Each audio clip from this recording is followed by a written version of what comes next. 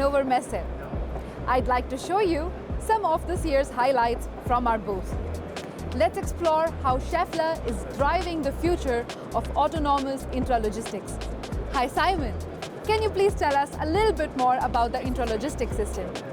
Hi Nelima, thank you for your question. At this year's Hannover Messe, we show a setup with an automated guided forklift interacting with a chain conveyor. In a world where efficient production and fast delivery are the goal, automation is key. With these exhibits, we show how we as the motion technology company can support automation in the industrial sector. For example, we show exhibits like the electromechanical actuator to electrify the lifting function in an AGV.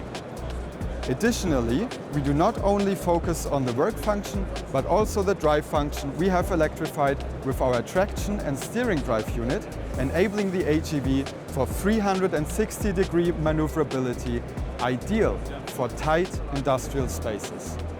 That is really innovative. Thanks a lot, Simon. Thank you.